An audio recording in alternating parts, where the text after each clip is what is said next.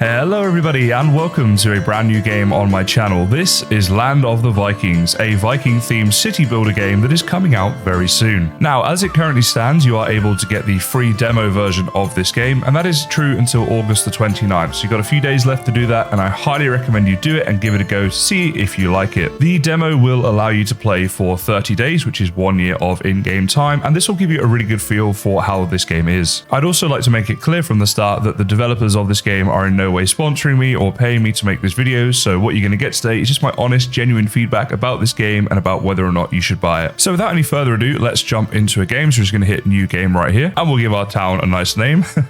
All jokes aside though, guys, if you'd like to see more of this once the game is released, which is going to be later on this year, that it is going to be out in early access, then please do consider liking and subscribing. The more people that do that, the more videos I will make on this game. Now, at the moment, we of course only have the demo map available to us and the difficulty on normal, but something we can do if we want is to change our banner. So you got a number of different options and colors and things here. So I'm just going to go for red and black, as those are my two favorite colors. I think I'm going to choose the beer mug because to me it's quite funny to have a ship sailing around with a beer mug on it. I don't know what people would think if they saw that coming towards them, but that's what we're going to go with. I also love how it's even on their shields. That's just amazing. Anyway, let's start the game and get into the gameplay aspect. So this is the first look you get of your town once you start into a game, and I have to say I do really like the scenery and the immersiveness of this game. The reason I say that is all the sights and sounds are really cool. It makes me think of just this wonderful place, almost like being in Canada or somewhere like that, and I do really enjoy this. And you can really get down and close, as you can see here, right up to the water, and you can see the mountains, rocks and trees and things, and I find it to be very immersive, and yeah, I'm just quite a big fan of the graphics of this game, to be honest. Another thing I find that adds to the realism is it's going to be more difficult in this city builder game to make a grid pattern, which is common with a lot of city builder games. This button right here is for us to build our roads, and when we go to build the roads, you'll see that you start off with your town in this kind of semicircle like shape. Now, of course, you could change that over time if you wish, and you could make the roads grid patterned if you like, but it just feels like it's not really what's promoted in this game. And if we zoom right in, you can see the buildings very close up and even your people very close up, and I kind of like that aspect to the game as well. Now, in terms of the map size, I'm guessing we can go out to roughly where these mountains are and probably no further. And indeed, as I'm scrolling around here, this seems to be as far as we can go. All up, I'd say that's quite a big sized town. I was playing through here earlier on, and to get to the state where you've got a town that was covering all of this area would take you a long time. Now, if we get to actually playing through the game a little bit, here's how it goes. We can go ahead and press play down here to get everything moving along, and you're going to get some of these objectives that come up. So by clicking here, we see our objectives, and it's things like gather wood and stone. But this is pretty simple to do. We just click down here for wood, and then we go ahead. It gives us a little like tutorial. Well, obviously I've done this, and we just click around the trees, and it shows us what trees we're going to be harvesting. And the same here with the rocks as well. You just click there and choose the rocks that you want to harvest, and make sure you choose the ones that are like near to your town. Also, the trees will regrow once you cut them down, as long as you're not building buildings over near where they were. In terms of the building menu, you can see here there's a whole list of different things that we're able to build even from the start of the game, and obviously things get unlocked as we go through, so that's pretty cool. Something you're going to want to do early on, of course, is the gathering hut and the hunting hut. So if I go ahead and select the gatherer hut, again we get this tutorial, but if we just go around here, we can see the productivity of the hut. So as soon as you find 100% area, you're just going to go ahead and click that down, and let's go build again and go back to the food, and we can do the same thing with our hunting hut. Looks like we're going to be able to get 90% out of that one, which is fine. Now, some features this shares with other city building games is that you can click right here and you can choose to set this as a priority or pause the building if you want. And also in the GUI, when you're building here, you can select how many workers there are right here. Construction is currently stopped because I paused it, but if I go ahead and play and set that as a priority, then they'll get on with this pretty quickly. One nice thing I think about any city builder that this one has is what they call the tree of life, but we can call it a research tree or a tech tree, basically whatever you like. Now you see in the top right here, we have these tree of life points. So basically we get those by increasing our fame, which I'll come on to, but then they can be spent on different things. So we can explore this and our villagers will work 1% faster in return for using one of our points. Or you can unlock new buildings and things here, and that costs you 4 points. So you have options in different ways that you play through the game, which is always quite nice. In terms of getting the fame, it just means you need to complete the objectives to get the fame. And also I had an event earlier where people wanted to join my town, and it told me if I let them join my town, then that too would increase my fame. So you're basically just going to get it by playing through the game, which is nice. You see here the trees are being felled and the villagers are carrying the resources, and on 3 times speed, which I'm currently on, it does happen quite fast. Now we're starting to enter nighttime, nighttime, the sounds change and it also goes a bit darker, which is pretty cool. On the build menu, you can actually go to the decoration tab and put things like torches and fire pits around. So let's go ahead and place all those down. I'll show you what they look like. There's a torch right there. We'll place a fire pit right here. And you can see these will provide light to your town. And it actually looks really nice at nighttime, in my opinion, especially when it's lit up. Now, the buildings themselves, once they've been built, we have, for example, a carpenter here. You do have to add workers to them. And when you click the plus button, you'll get this list of statistics here, like how far away they live and what their different statistics are. So it's up to you at that point to figure out which worker you want to have here. And you can sort it by different things. So I think this right here is luck. And then we have strength, intelligence, and I'm not sure entirely what this one is. But at this point, you can just go ahead and add in whichever workers you want. So let's say I wanted this person right here. We go ahead and click on them and they get added to the job. The other thing you need to do is under work status, make sure you open your buildings. So it seems like there is going to be a reasonable amount of micromanagement in this particular game. And obviously that's not something that everybody enjoys, but I know people do like it. So it's really a personal preference thing. I think though, from playing through a little bit, it doesn't seem like it's too onerous. It's just when you build a building, you go ahead, click on it and put the workers in there working. Of course, we are still on the demo version, so a couple of these things may change when we get to the early access version, and perhaps some things will be done automatically. Now, in terms of building buildings, it's as you'd expect with any city builder, you have the resources needed to build them. So for example, when you're building a house, you're going to need some stone and you're going to need some wood. You have a thing called pre-materials and also materials. So you need the pre-materials in order to be able to build it and place the building down, and then those are the materials that you'll need to build it once it's been placed. In a way, it's almost like the building has foundations, and then it has the materials required to build on top of those foundations in order to complete the build. Some of the buildings, like for example in decoration, will require silver. Your silver is shown at the top, so you can see that we have 89 right now. In order to generate silver, you're going to want to make a marketplace quite early on and quite central in the game. Villagers will go here and shop, and that'll generate silver for your town. Now, by holding down Z, you'll see here I can rotate this, and another nice feature about this game is it doesn't snap at all. We can build the buildings completely freely on a 360-degree angle, so you can literally have any building at any orientation that you want. Also, you'll see here, if I zoom in a bit, that the path will actually connect up there in green, so you can see to the left-hand side of this market, the path there shows how it's connecting to your current road. So this is going on what I was saying earlier, really, about how we've got this sort of ability to free build a bit with the roads in here and now with the buildings. So you'll see that in this game, the grid pattern is going to be less of a thing. I think that actually makes sense for a Viking settlement. Not sure they were too worried about building in grids as such, and you can get a more authentic feeling village as you play through. Some other things you have available to you is a messages tab, and this will tell you different things that have been going on in your village. So for example, this person here gave birth, and by clicking on this person, we can go and see what she's up to. It looks like right now she's chopping down a tree, and we get all these statistics for her. Now, I was right about this being luck. Over here, you see we can hover over here, and it tells us what these different things do. So lucky villagers are basically luckier at gathering and fishing. Then we have strong, so they're good at doing what they call heavy jobs. So I'd imagine that's things like building or carrying like stone or chopping wood, things like that. The one I wasn't sure about was the speed. So these are speed points that your villagers have, and then intelligence, as I said, which is better for things like the tailor, blacksmith, and shipbuilding. So this does give you an opportunity to really get into the stats of your villagers to try and make your village as productive as you possibly can, which is quite nice. Like any good city building game, you do also have happiness here, so we can see our average happiness of our citizens. Now you see, for example, the things that are annoying them as well. So right now this person's saying their house has no roads, so you could fix that by building the road, of course. Another thing you're going to want to build early is going to be the fishing hut. Now this is a little counterintuitive in that it is under C rather than under the food tab. However, let's go ahead and build that, and then we can see what it looks like when the fishermen get to doing what they do. So a few more things you have available to you is the villagers tab right down here, and you can see different families, for example. So if we click on a family right here, then we see all the people that are in that family. It tells us some information about them, like their gender, it tells them health, hunger, happiness, and also their tiredness. It also tells us what they're doing right now, and we can click this button right here to go over and see them. We can also click on the villager population tab here and just see how many people we have in the town, as long as like who they are and their gender and just different things like that about them, how many children, how many adults, all that sort of stuff. So you get like the full stats that you need for your village. And you can also search through the entire population here like this and just scroll down and get an overview of what everyone's doing and what their health and happiness and stuff like that is. You can also click the buttons along the top here to sort these people by different things. So if you want to see how many people are like unhappy or hungry, then you can go ahead and do that as well. You also have this management tab here, and under this you can see your buildings, ships, works, and resources. So let's start with the resources and click on that, and it'll tell us everything here we have. Most of this information is shown at the top. Certainly the important stuff is shown, but this gives us like the full overview in resources. Under works, we can click this and we can see how many people are doing different jobs, as well as tell people like to move jobs and things. So we could reduce our woodcutters if we wanted to, and that will increase our laborers, of course. Or we could add an extra builder in, and that will reduce our laborers. So from a very quick like tab right here, you can just allocate people to different jobs. Finally, you have the buildings, and under buildings, it tells you, like, for example, our carpenter has an extra person who could work there if we wanted. And then in your storage, it will tell you what's in storage. So it just gives you a bit of an overview of the town by glowing through these tabs. Now, I just want to say I may do a mini playthrough of this in the demo version, just play through the first year that we're allowed to do in game. And if that's something you guys like to see, please do let me know down in the comments or let me know on Discord. Link to that is in the description. And if there's a lot of support for that and you guys would like to see it, then I'll definitely heavily consider it, because I have really enjoyed playing this game. So it'd be kind of fun to make like a long video or stream maybe on that. One thing I have noticed about this game is at the moment, if we click on like a building, it doesn't seem to be a way that we can move that building. You can click this button right here and click to destroy buildings and then rebuild them where you want to, but unfortunately you can't sort of like move a building from one place to another. So I think that'd be a nice feature to add in, maybe some sort of like where you can get some of the resources back as well. That would be handy. Again, we'll cover this when it gets to early access, and it might be something they add in at that time. So the fishing hut has been built. There we go. And we've added a worker in, and we also now need to add a ship. So we can click here and click on the fishing boat. We've got two right here. This one has better durability, so let's just put that one out. And there it is right there. There's our fishing boat. So let's see what happens when the worker gets here and whether they actually go out on this boat. Okay, looks like she's not using the fishing boat as such. She's just fishing off the edge here. Oh my goodness, we can zoom right. There we go. She has the fishing rod. But at least we do get the animation. It's pretty cool. And